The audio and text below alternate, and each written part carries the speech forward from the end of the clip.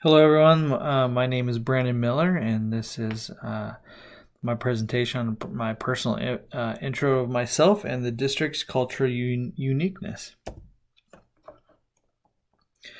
A little bit about me, of who I am. Like I said, my name is Brandon Miller. I've been married for 11 years. I have two boys, 7 years old and 4 years old. They're in the corner there.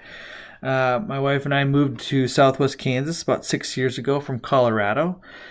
I've been in education for about 11 years. I've taught special education and elementary education. I've been an instructional coach for K-5 general education, and now I'm currently the district academic intervention coordinator for pre-K-12.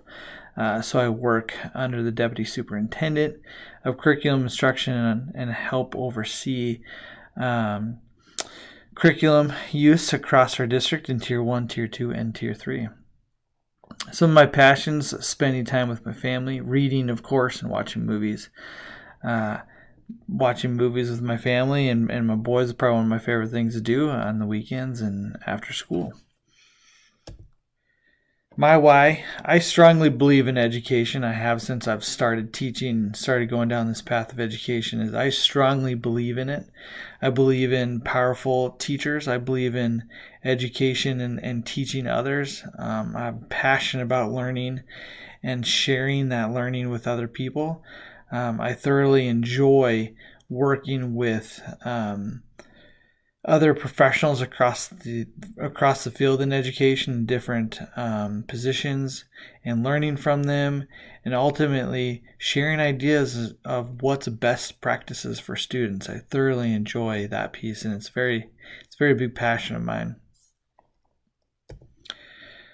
Well, when I started off talking about what is an inclusive school district, and I really wanted to reflect on USD 443 in Dodge City, Kansas. And it really brought me to a lot of the things that we currently practice in Dodge City, and looking at really our decision flow chart and looking at what is inclusive school district for Dodge City, making sure that all stakeholders are welcome and encouraged to be involved in learning. Collective efficacy across the school district and buildings is high. And really, again, coming back to that student learning, there's high expectations for learning, and that we value that and respect the professionalism of students and teachers. On the corner, there's kind of really a flow chart of our decision flow chart and our community involvement from all the way down to really the classroom. And this flow chart is bi-directional, so it can come from the PLCs all the way back through to the top, to the Board of Education and Community, and vice versa. Community Board of Education to the Cabinet, to district leadership teams, admin council, and or work groups, specifically working on some of those targeted areas. Going into building leadership teams and PLCs. It's been a high directive from our district and superintendents to ensure that everyone is involved in the learning, everyone's involved with the adoption process of resources. The district's very transparent on what we're doing, and really, again, leads to all stakeholders are being encouraged to be part of that learning, and what we're doing for students in our district is very valuable. When you really look at that flow chart in the beginning, is really systematizing a complex organization. I think when you evaluate, cultivate, and advocate, having a systematic process across the district is very, very important. It just ensures that everyone is kind of following those same structures, same processes, whether it be MTSS, multi-tier system support, BDI, biography-driven instruction, culture-responsive teaching, social-emotional learning, following our district academic reading and math pacing guides, social studies, and other content areas pacing guides that are integrated and following a scope and sequence to help support student learning, and that's what we want. But in order to do that, we need to have a systematic process across our district, and that's challenging when you have a complex organization. So really looking at how we're doing that is designing those processes. But the MTSS frameworks has been a major piece of of making sure that we systematize that our organization, and that we have sustained student learning across our district.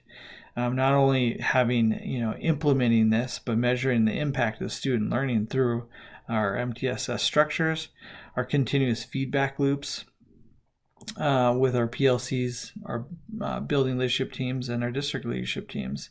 Like I said before, it's a bidirectional flow. So this communication comes from the district leadership teams, from the admin council, down to those PLCs, and vice versa, from PLCs back up to the district leadership teams, and making sure that that collaboration is constantly out there, and that everyone understands our process and our vision of supporting learning. This is our systematic process. This is kind of an easier flow chart to really look at, about think, act, and share, that collaboration. We really look at look, think, act from the admin council, BLT, PLCs, superintendent cabinet. It's really improving that systematization across our district and making sure that every part is moving. We're refining, we're looking at data, we're evaluating the effectiveness of things, and looking at the instruction for ultimately having high impact on student learning. And like I said at the very beginning, I'm a very big advocate for student learning and high expectations. Not only that, a systematic process across our district. Here's another piece to our cultivating inclusive setting in our district, is our alignment and sustainability timeline.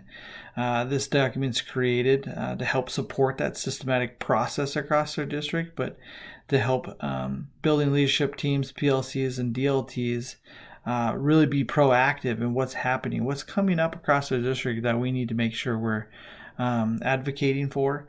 And not only that, supporting student learning, supporting whoever might be involved in that process.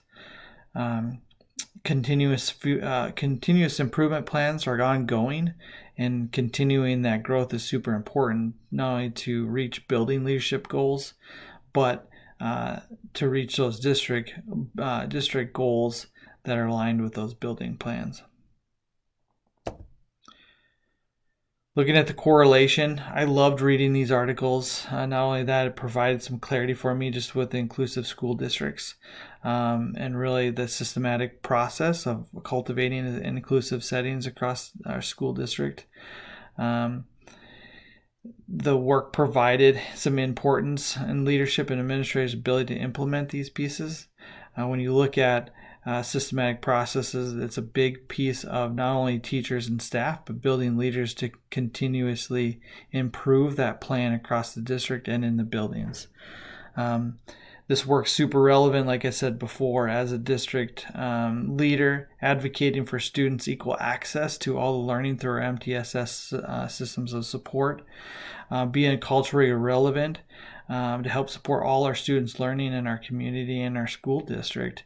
I've said before, our culturally responsive teaching at USD 443 is also valued, and a lot of professional development has been put in place to help support our EL population.